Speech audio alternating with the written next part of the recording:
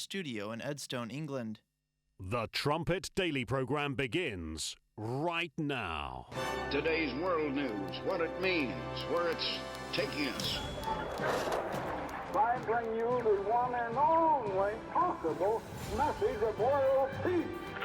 This is a message of hope, tremendous hope. And he said unto me, you must prophesy again. And now, the Trumpet Daily with Stephen Flurry. Hello again, everyone, and welcome back to the Trumpet Daily radio show. We're following some fun and festivities last night. The graduation ball here at Edstone. We had a beautiful evening outside, actually. Had our fine meal outside, saw some slide presentations inside, and had some dancing inside and outside. So a wonderful night here at beautiful Edstone. These programs, by the way, we're now, I guess as of yesterday, we're trying to put at least the audio up. We're still aiming to show the video on YouTube from time to time, even though we haven't done that in a while. But we're now trying to make the audio available on YouTube and maybe Twitter, something else. I don't know. Richard's in there in the booth now with Sam. So our staff here, as far as the live program is concerned, has increased by 33%. Or no, that'd be 50%, I guess. So we've got 3 here instead of just the 2 of us. And hopefully because of this, we're reaching a bigger audience. And we'll certainly update you in the days to come about some of those figures. On today's show, we're going to be looking at the investigation into the investigators. We talked some on that yesterday. There's another article I'd like to get into in the Washington Post on this new prosecutor that's been appointed by the Attorney General William Barr. So we'll come to that here in just a moment. Also, later on in the show, we'll finish our study on the War of the Wills. Yesterday, we concluded with those passages, Colossians 2 and Romans 7, and then a powerful quote from Mr. Armstrong. We'll lead in with that, and then, as I say, put the finishing touches on that study. To begin with, I'd like to just follow up a little bit more on the trade war with China. The president, as I said yesterday, and even played for you yesterday, he's laid out his strategy, and it's pretty clear and straightforward how that the U.S. is in a pretty strong position, and that if there are tariffs on both sides, it's going to hurt China more than it will hurt the United States, as he often does when he's on his way out with the helicopter or wherever there at the White House. He always stops and talks to all of the reporters, takes their questions, and just answers, right off the top of his head. He definitely does give them access. You would think the press would be more appreciative of that. The fact that he's available, that he's giving interviews regularly, that he calls into shows even, to tell people, and of course he's tweeting constantly, to tell the American people, here's what I'm doing, here's what the United States is up to, here's our position on China. To lead in with that yesterday, outside the White House, he talked about, again, the strength of the U.S. economy. This is clip 1. I think we probably have the greatest economy that we've ever had. Employment numbers came out, as you know. They're record levels in almost every category. African American, the best in history. You take a look. Hispanic American, the best in history. Yesterday, Asian American numbers came in. They are the lowest in history, the history of our country. Women, I think it's 61 years, and soon that'll be historic too.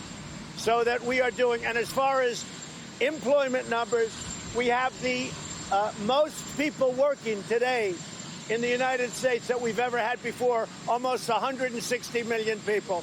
So it's really good. It's really good, he says. So this, in the short run, this is what China's going up against.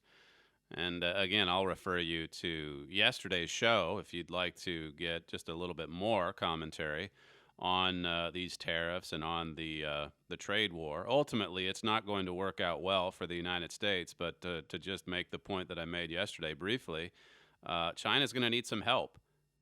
And speaking of China, he talked in front of those reporters about the deal that they had in place, but that China walked away from. This is clip 2.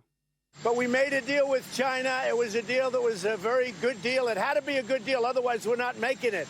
Because we've been down so low in trade, and other presidents should have done this a long time ago. We can't just make a good deal. And I told that to President Xi.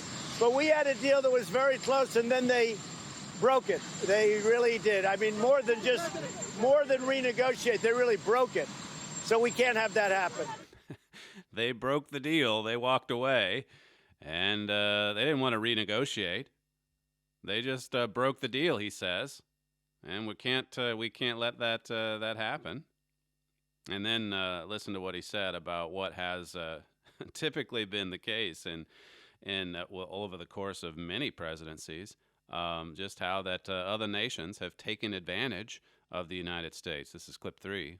We're having a little squabble with China because we've been treated very unfairly for many, many decades, for actually a long time. And it should have been handled a long time ago, and it wasn't, and we'll handle it now. I think it's going to turn out extremely well. We're in a very strong position. We are the piggy bank that everybody likes to take advantage of or take from, and we can't let that happen anymore. When have you heard a president take that position? Obama didn't. George W. Bush, Clinton. He's, as I said yesterday, he's standing up to China. And he said very simply, and this, of course, is more from the nationalist, populist playbook, I guess. But he said that President Xi is he's got a good relationship with him. He likes him. He thinks he's a good man for the most part, but that he's for China and I'm for the USA. America first, as he said all through the campaign. And I played those clips yesterday going back to the late 1980s. This has been something that he's been out there preaching way back when he was in his 50s as a businessman, as a real estate mogul. And now he's in the office of president, and he's following through on yet another campaign promise that he made back in 2015 and 2016.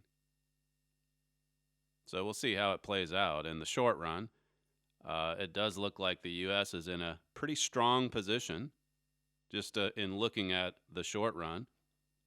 Yesterday, Secretary of State Mike Pompeo, he was in Russia, sitting alongside his counterpart, his Russian counterpart, the foreign minister Sergei Lavrov, and they were both sitting at the same table, and Lavrov spoke up and said that he wanted the United States to stop interfering with Russian domestic policy, if you can believe it. And I think it was all Pompeo could do not to start cracking up. But he sat there and listened to the interpreter, and she went on for a time telling him and the American delegation that Russia thinks that America should stop meddling. And then this is what the Secretary of State said in response. Clip 4. You can see we have some disagreements on this issue. I promise not to go back to history from the early 30s. But I made clear to Foreign Minister Lavrov, as we've made clear for the past months, that interference in American elections is unacceptable. If the Russians were to engage in that in 2020, it would put our relationship in an even worse place than it has been, and encourage them not to do that, that we would not tolerate that. We've said this not only about the Russians, but about other countries as well. Our elections are important and sacred, and they must be kept free and fair. That's the Secretary of State yesterday in Russia, right alongside the Russian foreign minister, saying that the U.S. elections are important and sacred, and that the U.S. would not tolerate Russian interference. Now, again, I don't recall the previous administration confronting Putin's Russia this directly. You remember the reset button. You remember President Obama promising Vladimir Putin more flexibility. He told Medvedev to, hey, pass along this message. I'll have more flexibility if I can just get reelected. Here's the United States. Now, finally, I've told you before about what the U.S. was not doing in the lead up to the 2016 election, even when there were warnings coming from mostly Republicans, Devin Nunes, to name just one, warning back in 2014 about Russian interference. And then all the warnings in the summer of 2016. And then Barack Obama saying, well, there's nothing. It's nothing serious. They've done this, routinely. And then only after Donald Trump wins the election, then you have John Brennan's CIA coming out and saying, hey, Russia not only interfered, they did it in a spectacular way, and they did it to help Donald Trump. And then you have all that you've seen these past couple of years, spying on the Trump campaign, really setting up Trump officials or anyone connected to Trump, setting them up and trapping them. We'll talk more on that in just a second. Only now, only in the last few weeks, only since the beginning of this year, are the tables beginning to turn. And now the investigators are looking into how all of this got started. And the president is quite happy that finally they can look into how the investigation into Russia and meddling and collusion and conspiracy and all of that, how that got started in the first place in front of those reporters outside the White House yesterday. This is what the president said about the new attorney general and his approach. Clip 5. They want to look at how that whole hoax got started. It was a hoax. And even Mueller, not a friend of mine, even Bob Mueller came out, no collusion. And he had 18 people that didn't like Donald Trump. They were Hillary Clinton fans. They contributed, many of them, to Hillary Clinton. They came out. It was the greatest hoax ever perpetrated on the people of this country. And you know what? I am so proud of our Attorney General that he is looking into it. I think it's great. The greatest hoax in the history of politics in the United States. And he's happy to see the Attorney General now looking into it.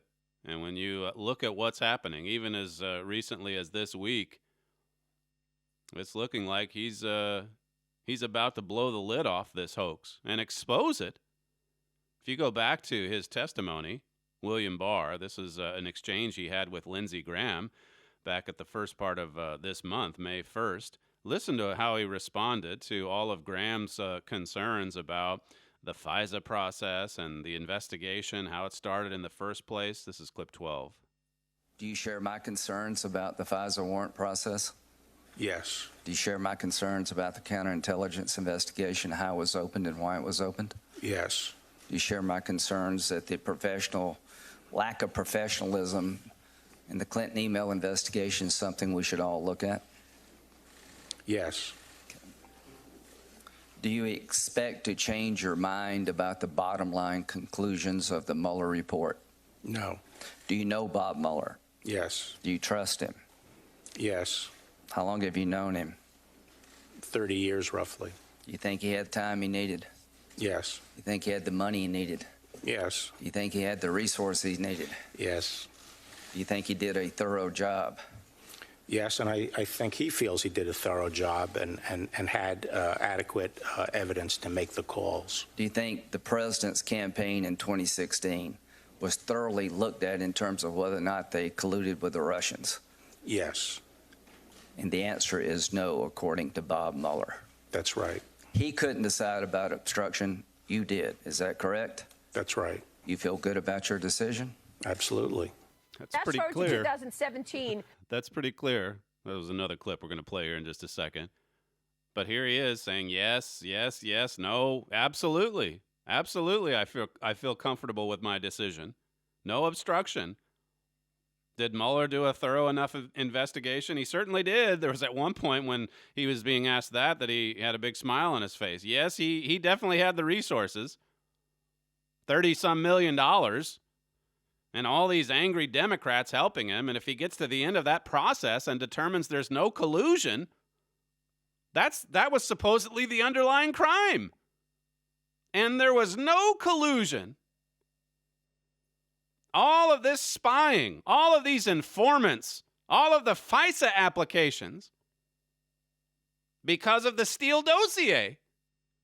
4 different applications signed by the Attorney General at the time, Loretta Lynch.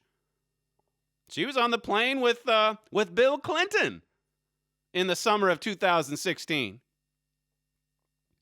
All of this needs to be looked into. Do you agree?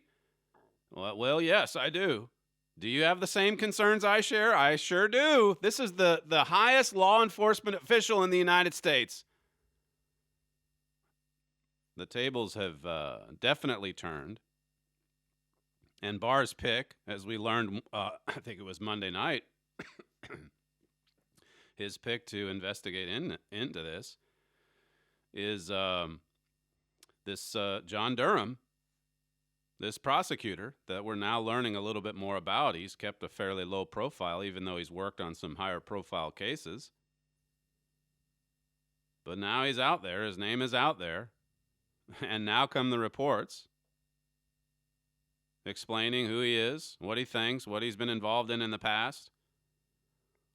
This article from the Washington Post, no friend of President Trump, that's for sure.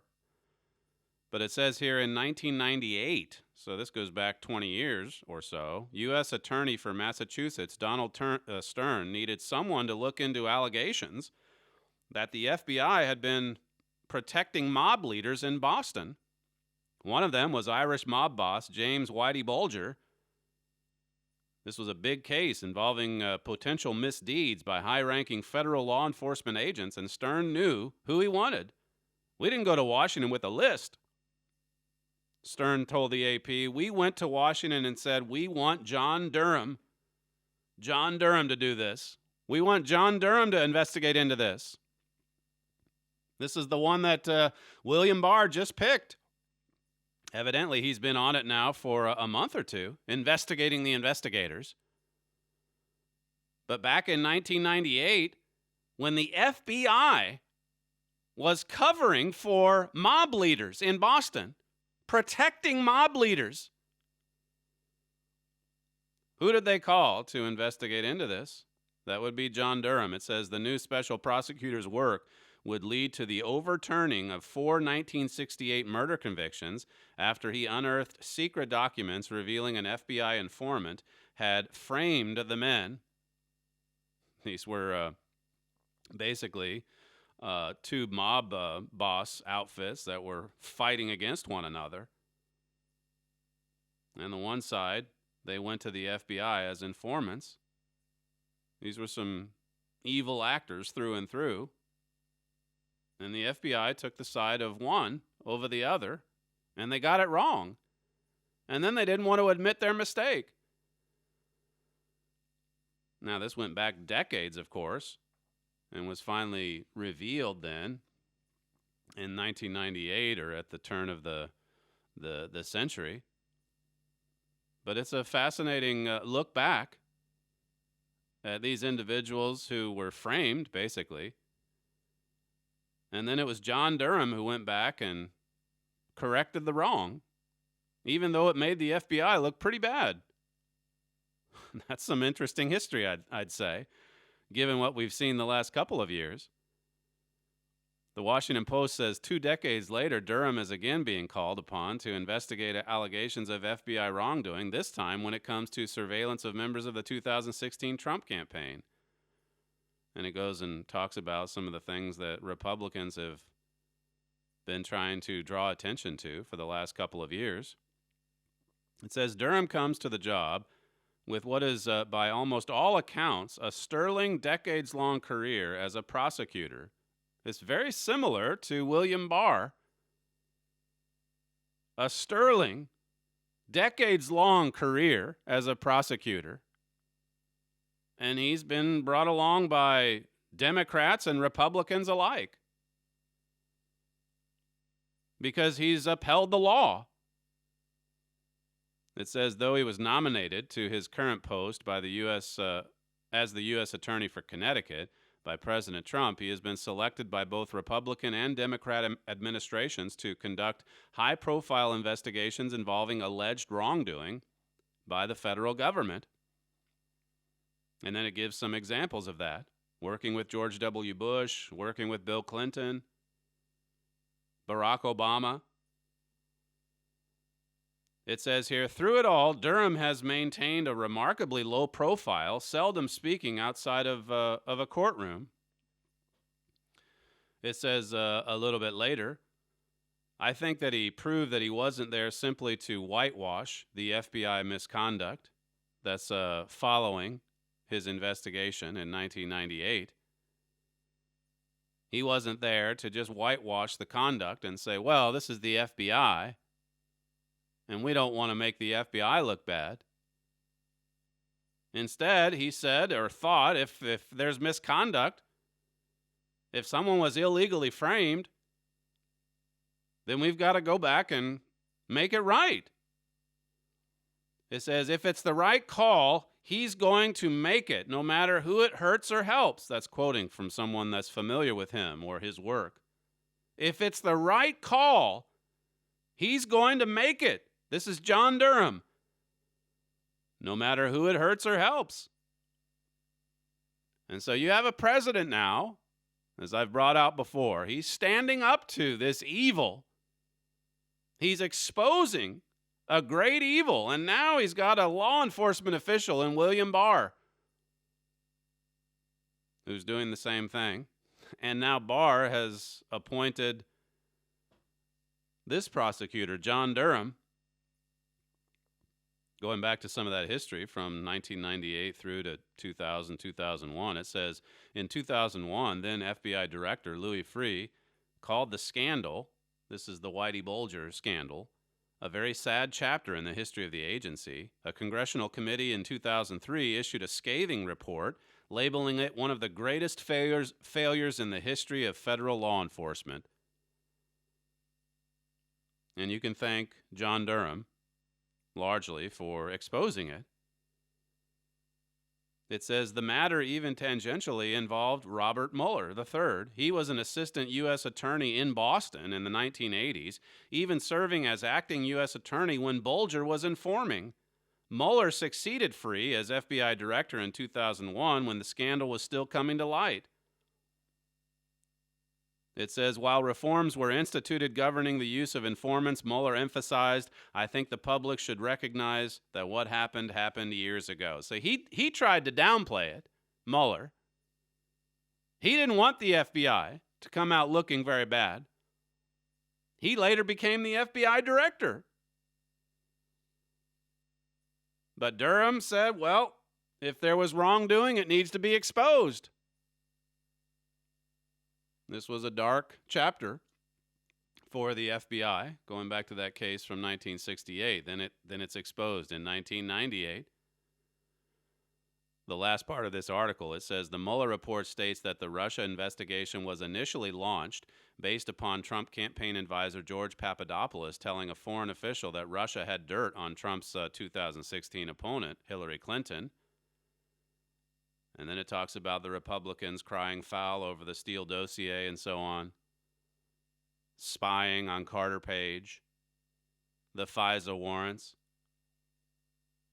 The article says, because of his limited public comments, it's difficult to ascertain much about Durham's prosecutorial philosophy when it comes to public corruption. In 2001, he urged reporters to talk to other people involved in the Boston mob case, not him. So he's like I say, he's kept a fairly low profile. But he also said in 2002, nobody in this country is above the law, an FBI agent or otherwise. And ultimately, the ends do not justify the means. Ultimately, you see, the law must be upheld. You've got to uphold the law, or the whole system breaks down. Everything will fall apart. That's from a comment he made in 2002. The article concludes saying, but in 2018, he gave a rare speech at the University of St. Joseph In the process of recounting the Boston mob case, he spoke to the pitfalls of the two-edged sword of informants. Listen to this. This is something he said last year.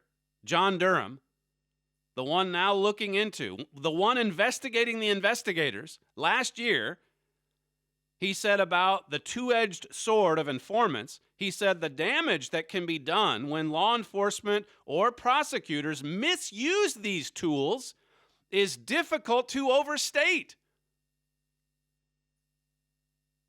And then he said, and we unfortunately have seen it in some recent instances, a little bit of insight into this new prosecutor. There's a new law enforcement official that's now looking into all of the nefarious activity going on in 2016, and even before that. We're beginning to find out slowly but surely. It mentioned in one of those paragraphs I just paraphrased, George Papadopoulos. The whole investigation was launched based on discussions that he had. He told the Australian official Alexander Downer about the fact that the Russians had dirt on Hillary Clinton. And then that, we're told, that's why the FBI had to look into this. That's why they had to investigate this. That's why they did all the spying. That's why all the surveillance. Papadopoulos, he's been making the rounds, and it's easy to dismiss him because, well, he was just a low-level campaign aide. But he's now written his book. I forget the name of it, but we're going to have to get a copy of that one too, I guess. Because the more and more you look into his involvement in the Trump campaign and the investigation or the spying on him, and then now the more you hear his story, Deep State Target, that's the name of it, his new book. But listening to his story, it's exposing the hoax. It's exposing what went on behind the scenes with the Comey-led FBI and even the Mueller investigation as well. He was on with Mark Stein recently, who commentates on Fox News. And this is, again, Stein asked him about the fact that it's easier for the United States to spy on Americans outside of America because you can get the help of other agencies, international agencies. You can get the allies of the United States, like the British, like the Australians, to help. And that's why looking into Papadopoulos' story is a fascinating look at this world that you otherwise would not see. But now it's being exposed. This is what Papadopoulos said to Mark Stein in an interview just recently, clip 10. I mentioned because I was in London, it was much easier to create this spying operation against me. And when I met Mifsud, actually, for the first time after this organization encouraged me to go to Rome, I met Mifsud, just to be clear, at a school named Link Campus, which is a CIA FBI training ground, which David Ignatius of the Washington Post has written extensively about, and he himself attended a CIA symposium at this university in 2004. So a lot of the characters involved in Spygate actually were affiliated with Link Campus, including Michael Gaeta, who is currently under investigation by Horowitz. He was the FBI's liaison in Rome. Steele, Mifsud, London Center for International Law Practice, FBI, CIA, Italian intelligence, MI6. They all were affiliated at this campus, and George Papadopoulos was just encouraged to go to this school. So he's there with Mark Stein explaining how he came into contact with Joseph Mifsud and this Link Campus University in Rome, in Italy, and all the connections that that campus had with these Western intel agencies. Now, just a few weeks ago, I think it's May the 3rd, Devin Nunes, he sends this letter to Secretary of State Pompeo, and then Directors Haspel, Nakasone, and Wray at the FBI. This is following the release of the Mueller report, where Mueller made Joseph Mifsud out to be, this individual that had all these connections with Russia, with Russians. And so then it was conversations with Mifsud that then got to Alexander Downer that supposedly got the investigation off and running. And Papadopoulos said in that interview that this Link Campus University, how did he put it? It's a CIA FBI training ground. Now, Nunes in his letter, he's writing these directors. He's writing the Secretary of State. He's writing the director of the FBI saying, look, Bob Mueller said that Mifsud had just all these Russian connections. I'll just quote from the Nunes letter. This is from May 3rd. He said on Thursday, April 18th, the Department of Justice publicly released the special counsel Robert Mueller's report. And then further on, it says, the report includes numerous details on Mifsud, who told George Papadopoulos that the Russian government had dirt on Hillary Clinton, comprising thousands of emails. Papadopoulos later related this information to others, which served as the official pretext for the FBI to open the investigation. Nunes says the special counsel's report portrays Mifsud as having deep ties to Russia, detailing his trips to Moscow and extensive contacts with Russian officials, including a one-time employee of the IRA, the Russian organization that conducted social media attacks on the 2016 U.S. elections. So this was a massive point, a big point made in the first part of the Mueller report. The fact that you had this IRA organization, they were trying to meddle in the U.S. elections and so on. And the special counsel's report basically says Mifsud he was a one-time employee of that organization. He's a Russian, basically. Well, he's the Maltese academic, and he was based in the London area. But still, the point of Nunes' letter is that he's got all these connections with Russia. And that's how Papadopoulos was reeled into it. And that served as the pretext. But listen to this. This is from the Nunes letter. It says, the special counsel's report explains that Papadopoulos met Mifsud at Link Campus University, which the report, you just heard what Papadopoulos said about Link Campus. It says here in this letter, this Nunes letter, which the report, that would be the Mueller report, describes simply as a for-profit institution headed by a former Italian government official. And that's all that it says. This is crazy. The Mueller report. That's all that $30 million, all of these investigators, all of these people out to get Donald Trump. And in the end, they say, well, we can't prove any collusion. But you can see how there's still evidence of a cover-up here. Why wouldn't they say more about this Link campus? It cites the description to an article in The Guardian. This is the Mueller report. Remember last week I told you about all the quotes from Fox News or CNN, The Guardian. This is the $30 million investigation, just citing these news sources. And Nunes says, look, they quote from The Guardian to say that it was just simply a for-profit institution headed by a former Italian government official. No elaboration there.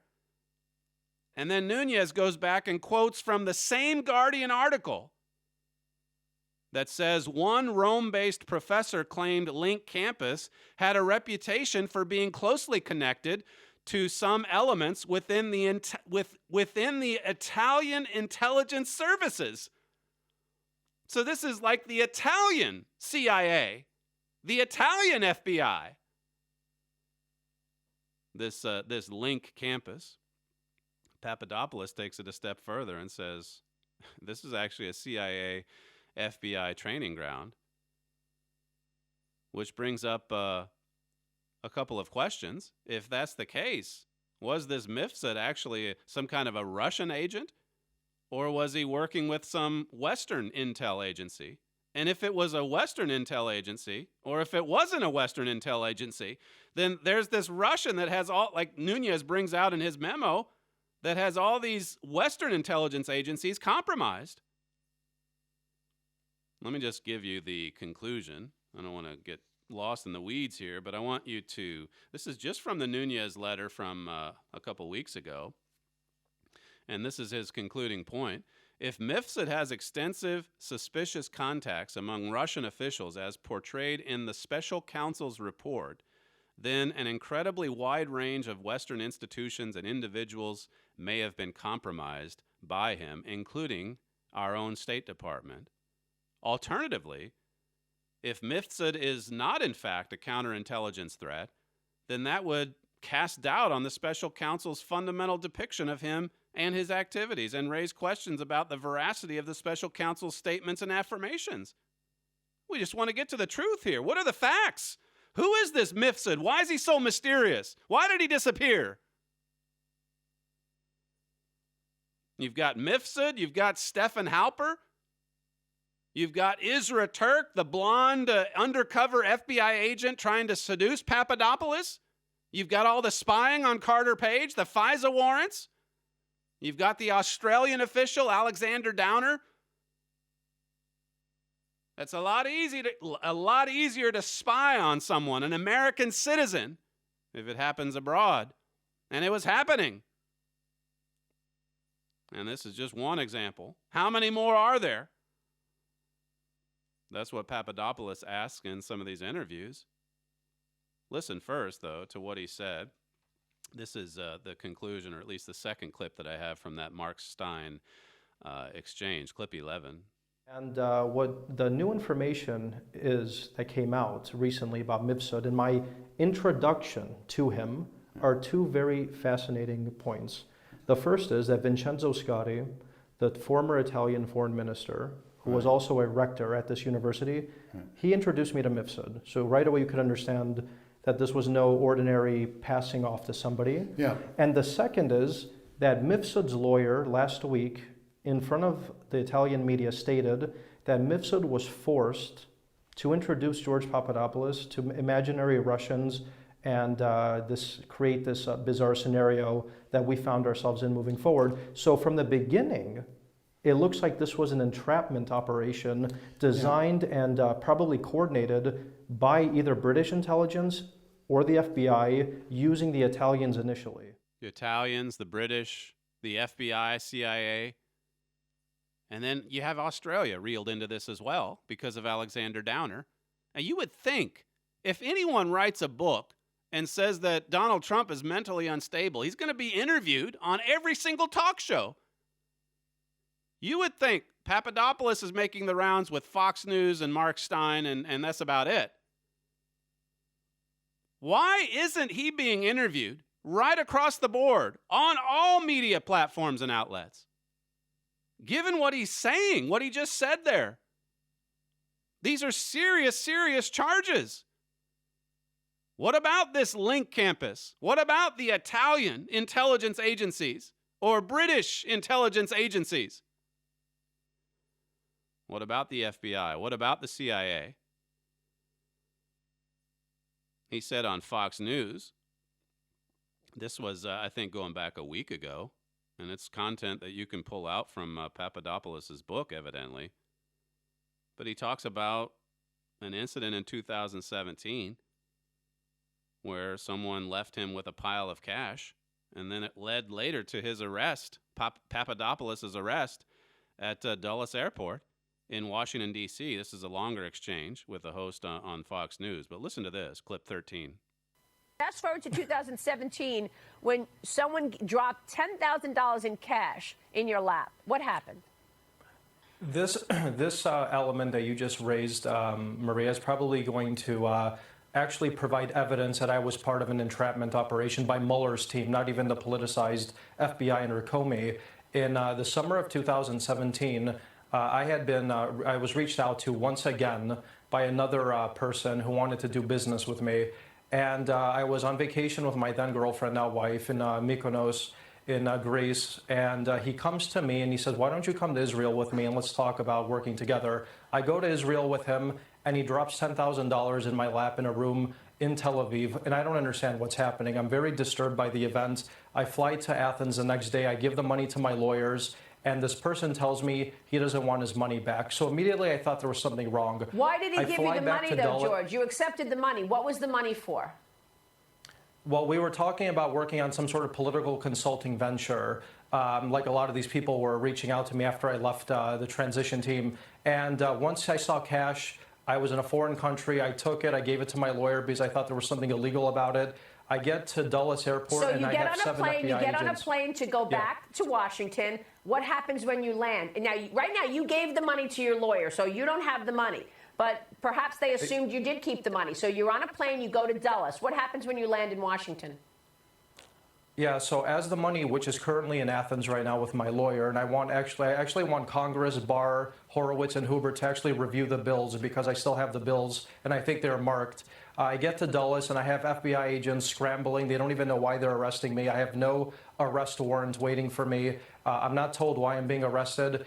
And later I find out from a report that came out a couple days ago that Andrew Weissman and Mueller's team was actually in touch with officials in Cyprus, and I think the legal attaché over there, to discuss both Paul Manafort and myself, because I actually was in Cyprus over that summer in 2017. So something very insidious was going on here. I think these bills that are still in Athens right now must be examined by the investigators, because I think they're marked and they're going to go all the way back to the DOJ under the previous FBI under Comey, and even the Mueller team. And if the Mueller team is going around and trapping campaign associates and Trump associates the way they did to me, I'm sure it wasn't just me that they did it to, and it's going to open up a massive can of worms. And I think we need to get to the bottom of exactly not only how did this story start, but why were they entrapping us moving forward. So those are some serious charges. It's laid out in his book, and now he's getting the message out. Why was he being contacted? He was 27, 28 years old at the time. A low-level official on the Trump campaign. Before that, he was with Ben Carson. Then he shifts over to Donald Trump, and as soon as he does that, hey, I've got someone you need to meet in Rome. And then Mifsud, hey, I've got someone you need to meet over here. And then people are throwing cash in his lap. He doesn't have all the answers, and neither do we. But you've got John Durham. You've got John Durham, who believes in upholding the law, and he's working for William Barr, the new Attorney General, as of just a few months ago. And you have Donald Trump, the President of the United States, who considers it his crowning achievement to expose this hoax, to expose its evil origin. And we're beginning to see that happen. Listen to what Attorney Joe DeGeneva, he said last night on Fox. This is clip 9. Durham's appointment means that the already occurred meetings between the Attorney General, the CIA Director, and the Director of National Intelligence have now focused on a laser that the core of this conspiracy began with John Brennan and ends with John Brennan in London and D.C. and the Democratic National Committee. This is very serious business, and for the first time, I now believe that some of these guys are going to go to prison. That's Joe DeGeneva last night on Fox. The only thing I would disagree with there is that the core of this evil, the core of this investigation, it starts not with John Brennan. He's certainly a main player. It starts with Barack Obama. It's the Antiochus administration. It's Barack Obama. It's Loretta Lynch. It's John Brennan. It's James Clapper, Jim Comey. They were all involved. But it was guided and directed from the top. And we'll see, I guess, how much of that gets exposed before it's all said and done. You're listening to Stephen Flurry, and this is the Trumpet Daily radio show. When we come back, we'll conclude our study on submitting to God's will. Thy will be done. We'll be right back.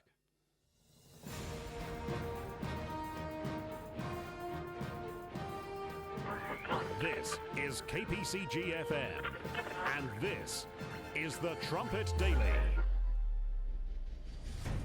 Freedom is one of the most sought-after ideals in human history.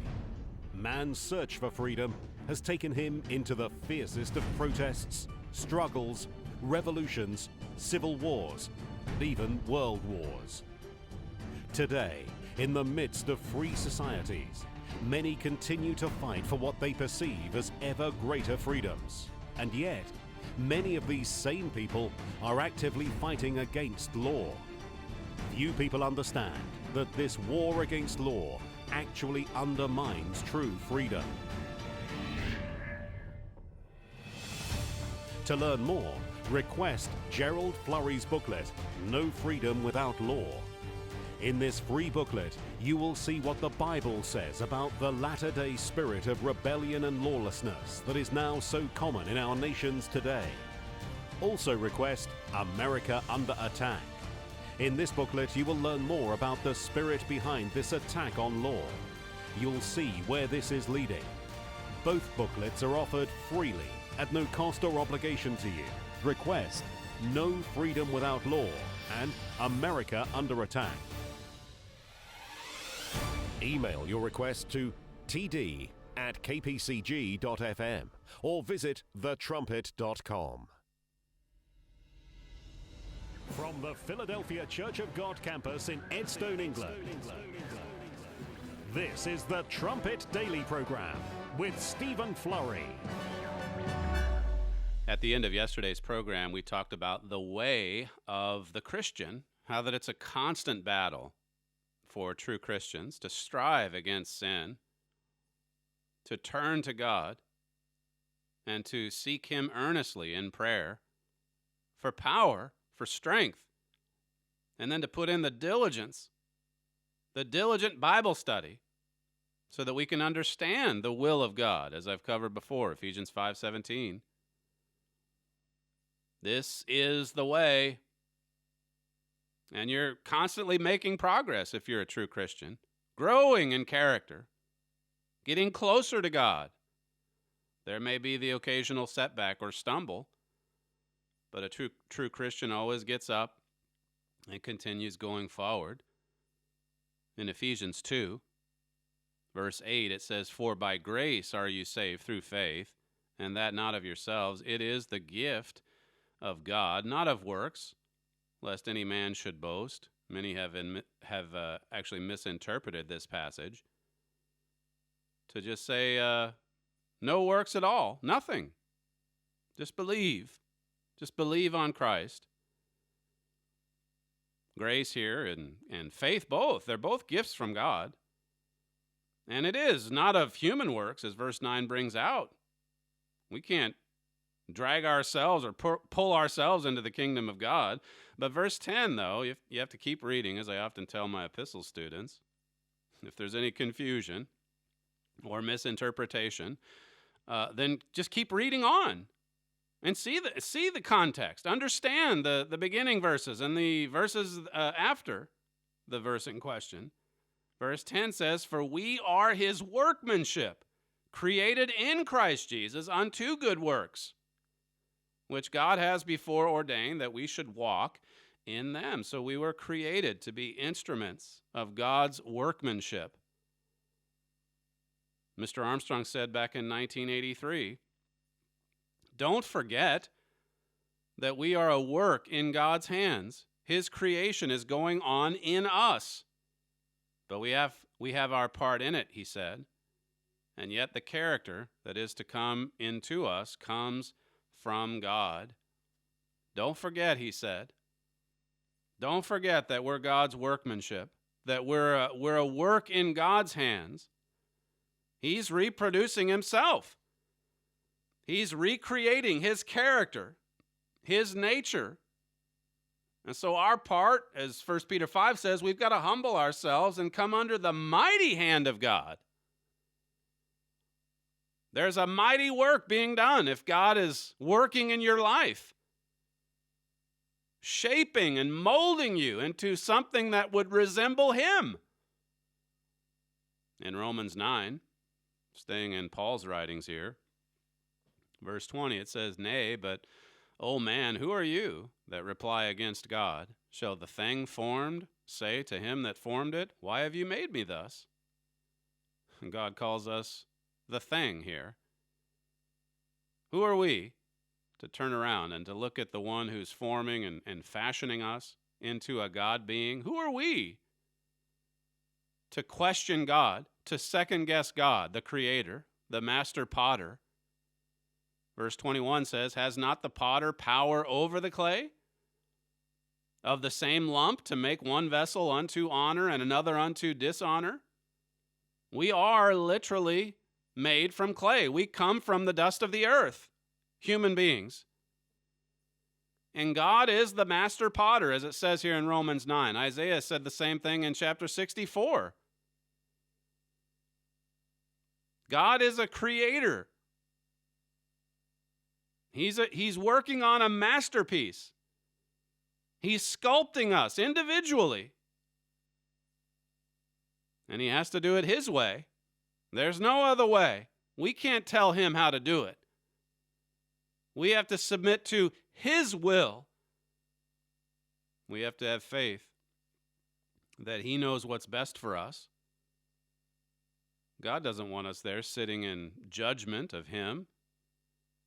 He's God. He's our maker. He brought this magnificent physical creation into existence. He's the one that recreated the surface of the earth so that it could support physical life. You look at that and you look at his plan on a larger scale and you see purpose.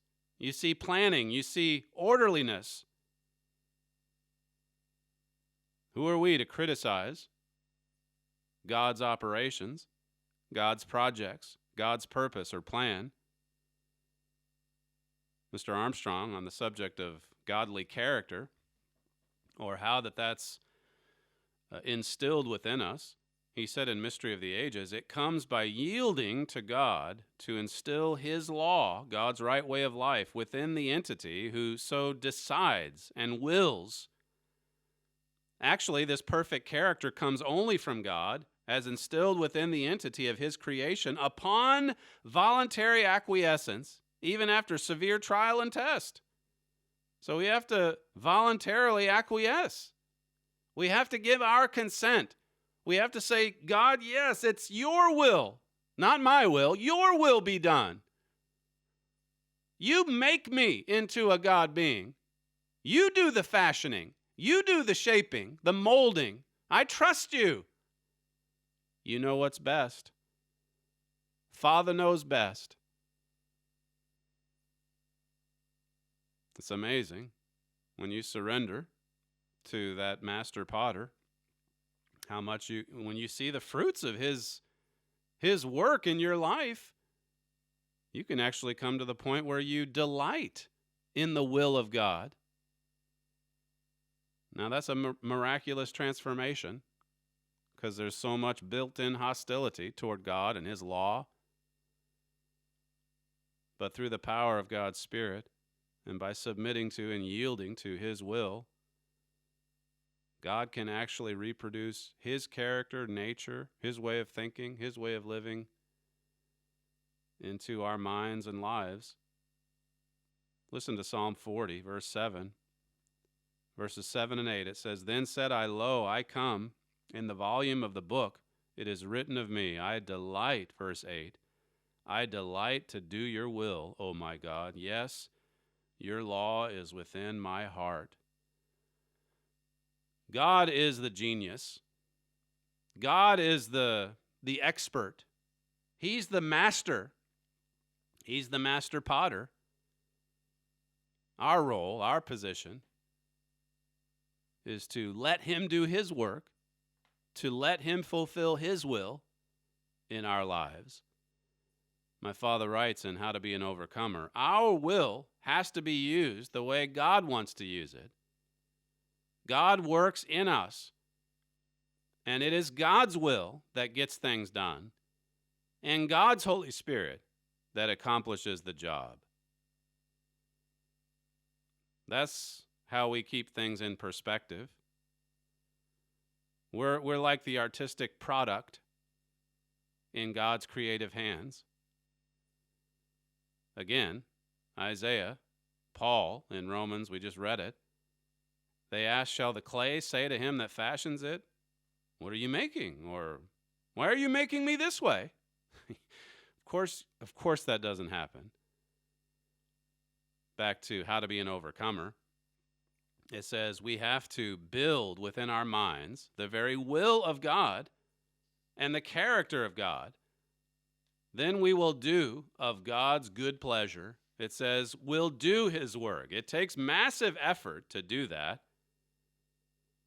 But we need to recognize how easy it is not to do it. It's so easy not to fulfill God's will. But as you do it, the more you do it, the more you yield to it, the more you, like King David, can delight to do the will of God. You're listening to Stephen Flurry, and this is the Trumpet Daily radio show. If you'd like to email the program, you can send written comments to td@kpcg.fm. You can also submit audio feedback at the TDRS page on the trumpet.com website. Just look for the big red button. Thank you for joining us today, and we'll see you tomorrow.